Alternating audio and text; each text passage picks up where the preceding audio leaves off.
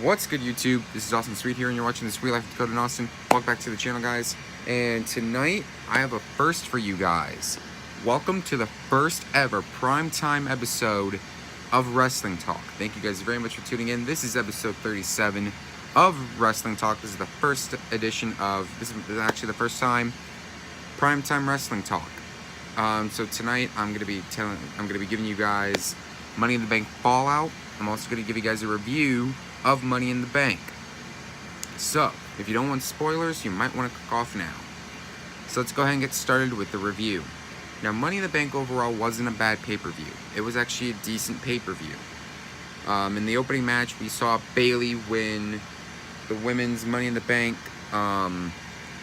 contract. She would later on cash in that. We're going to discuss that later. Then we get into like the latter part of the pay-per-view, and I'm not going to go in any order here. Rey Mysterio actually beats Samoa Joe in like less than a minute because of what happened at WrestleMania.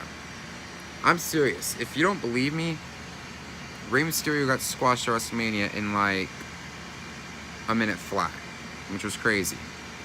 Then I might just pull up the match card, maybe cheat a little bit. Becky Lynch wound up beating Lacey Evans. Lacey Evans, I figured she didn't have a chance to beat Becky Lynch because I knew Becky Lynch was gonna walk into Money in the Bank, Raw Women's Champion, walk out Raw Women's Champion. I was actually kind of surprised. I was actually very happy that she actually won the match. Very happy.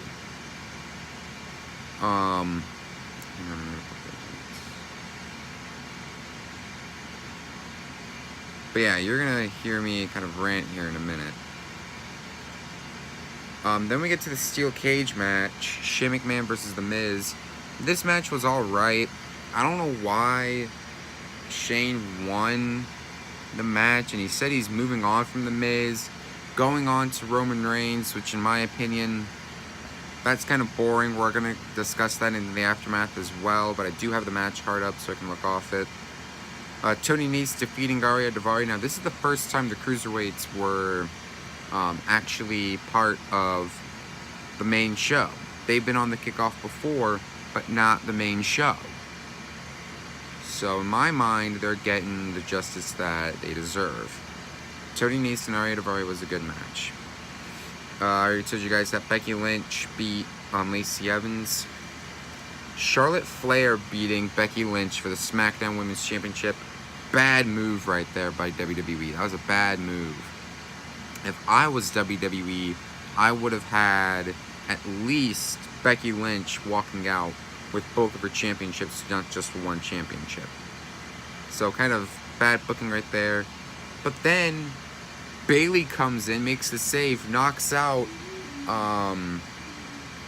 Charlotte, and next thing you know, she cashes in her Money in the Bank contract, and she wins the SmackDown Women's Championship in like, what, 20 seconds?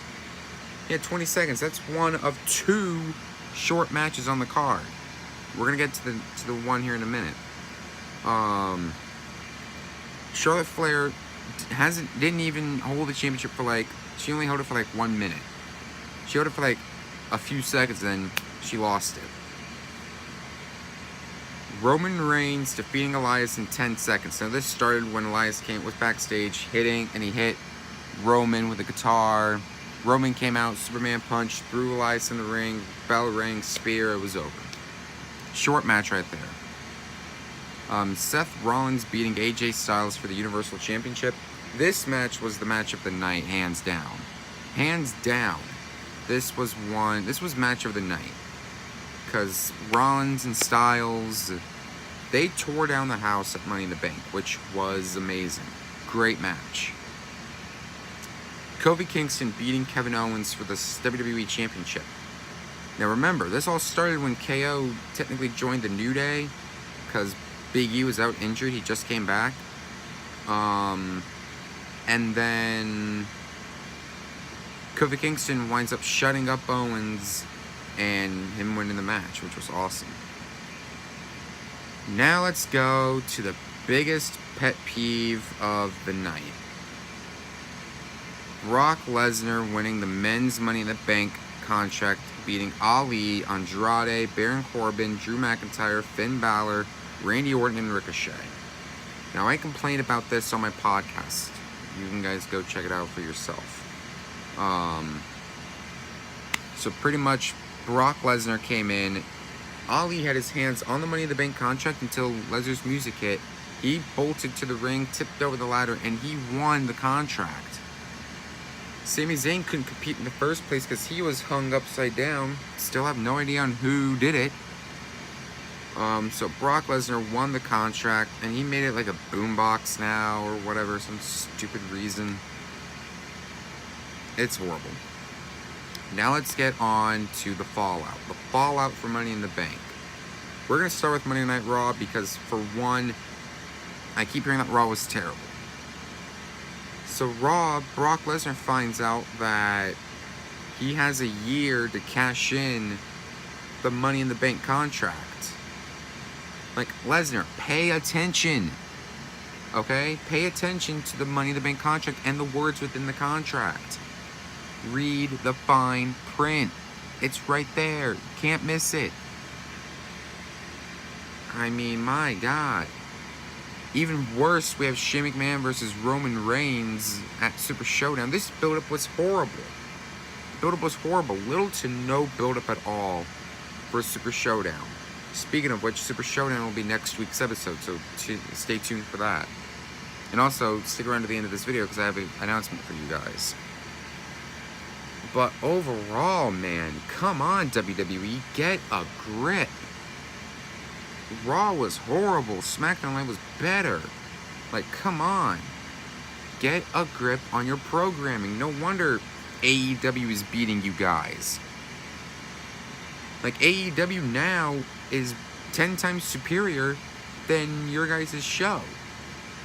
Get a grip on reality. Realize that you have competition. Turn your blinders off. You guys got competition.